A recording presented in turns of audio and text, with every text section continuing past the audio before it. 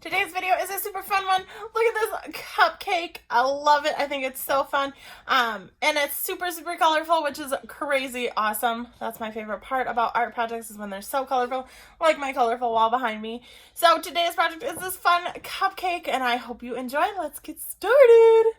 To start today's project, what you need, like always, is a piece of paper. I just use the standard size, and a drawing utensil. You guys know I like to use Sharpies to draw so that you can see mine. You also will want some sort of coloring materials. All right, so let's get started. Today we are creating our cupcake, okay? So I'm going to be using a little bit of Sharpie with pencil just so that I can kind of show you some lines. And there is going to be a little bit of erasing on this as well. Okay, so for today I'm going to start with my pencil, and hopefully this is dark enough where you'll be able to see it, but still light enough where I can erase it. So what you're going to be doing is you're going to be starting with a nice long oval. Hopefully you can see that okay. All right, from this oval, what you're going to do next is you're going to draw two lines coming down. Now, when your lines are coming down, I want you to curve them in. And I just realized that I did not curve that in very well. There we go. All right, then at the bottom, you're just going to curve your line down and back out. Okay, so that it curves with that line in the top. All right, here's where I'm gonna switch over to my Sharpie. So I'm just gonna go quick through this and just outline a couple of my lines. That way you can better see it, and I can kind of show you the next step a little bit easier over top of this. Okay, from here, what's gonna happen is you're actually going to be erasing this back line. Okay, so take your eraser and erase that if you're drawing with Sharpie. This is where, like I said, I'm kind of mixing both. I don't recommend necessarily just doing it, but if you're drawing with Sharpie and you do that, you might need to flip it over and just start over. Otherwise, you can work with it, just like I always tell you, you could just kind of make it into something else. All right, so you are keeping this front line right now. I'm going to end up erasing that ultimately, but I'm going to show you the next step with the Sharpie. So you're going to create a zigzag line that goes over top of that line. So I'm still curving with that line. I'm not just going a zigzag straight across. And I'm kind of using that line as my guide for my zigzags. So you're going to zigzag all the way across and come back to your point. Now, once you have done that, you'll want to give it just a couple minutes for your Sharpie to dry. But then you can take your pencil and you can erase that line. So now what you have is basically a zigzag line with your lines coming down and connecting. All right, for this next step, I have done this in another video. If you've been following along with my videos, this is a fairly easy way to jump into this next part, but I want to show you on a separate piece of paper, okay? So for this, we're going to be creating the frosting. I believe I did this on my unicorn video that I did, as far as how this is all going to work out. So for the frosting, what you're going to want to do, I'm going to show you kind of two lines, okay? So I'm going to work between these lines. We're going to pretend that we'll say that that's the bottom. Ooh, that was really bad. Here's the bottom of my cupcake.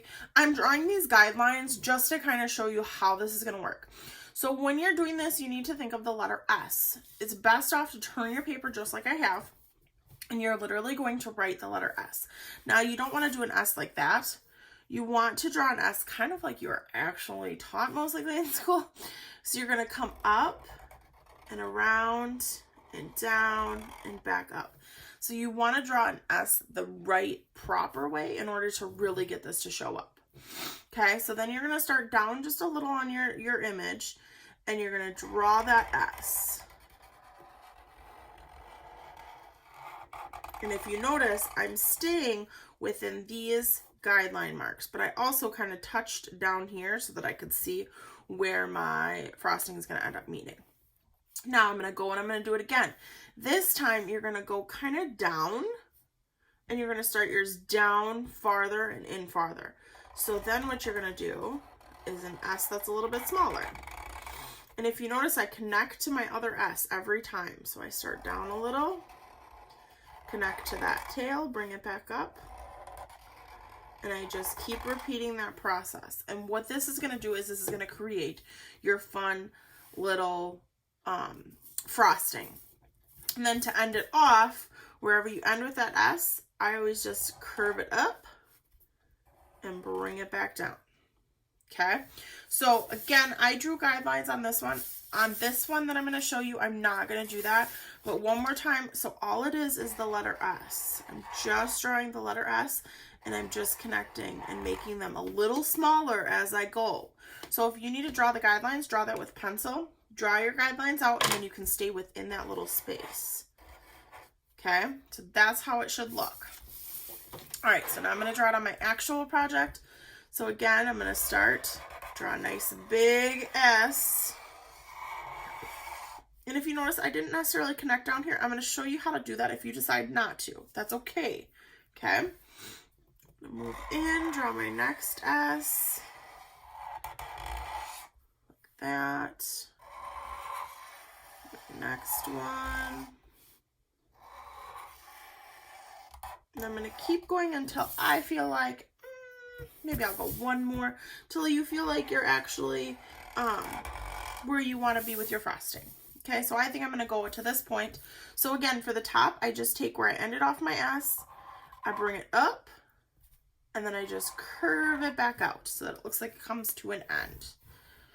All right, now for your bottom, if you didn't connect all the way down like mine, what you can do is just draw a little curve on that side and another little curve on that side. And then it's going to look like your frosting came to the cupcake. Okay.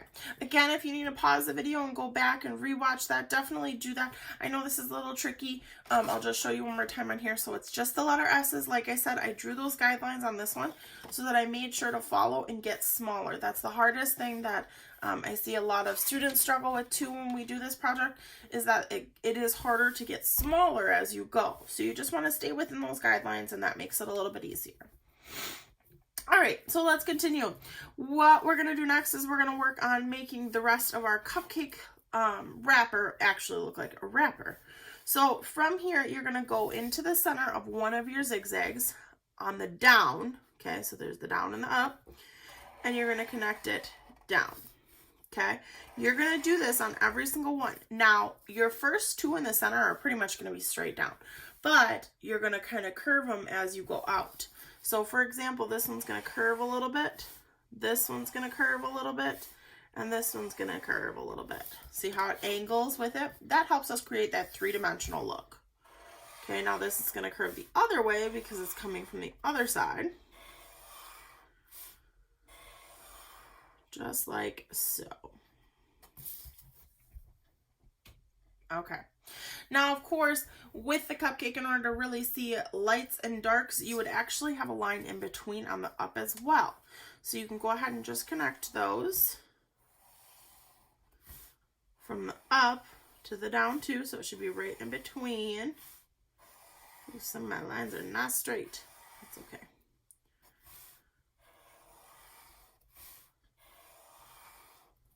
There we go. So now it looks like it's actually kind of, again, three-dimensional on there.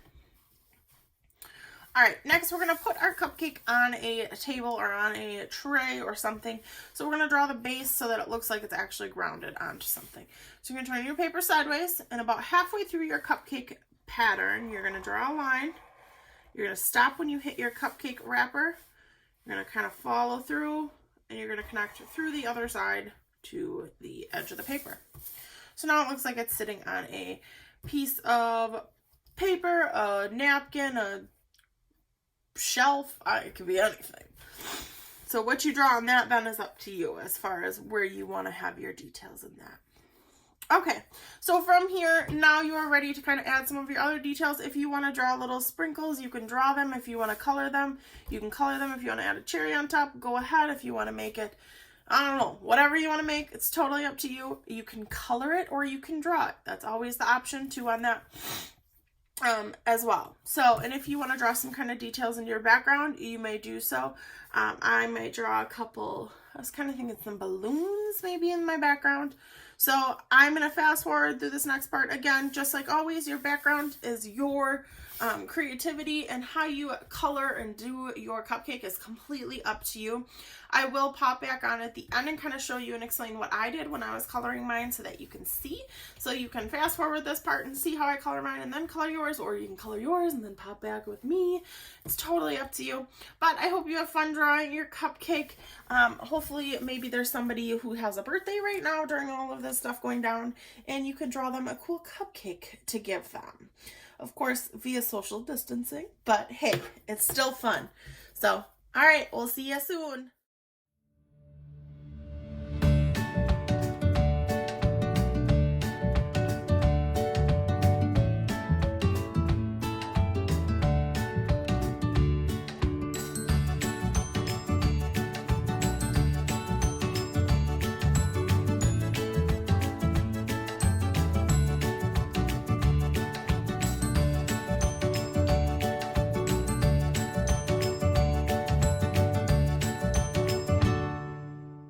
So here is my final fun little colorful cupcake. I decided to make mine rainbow frosting because, hey, it's cool. So if you notice, I kind of added some other details into my background as well.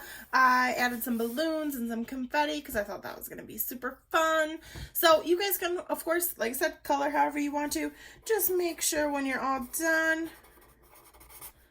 like always, sign your name on your artwork, especially if you're also going to be giving it to somebody. That's a great idea. So anyways, I hope you guys had fun making this one. Hopefully it's cheery and bright and makes your day better, or someone else's if you decide to gift it. All right, you guys, have a great day, and I hope to see you in our next video.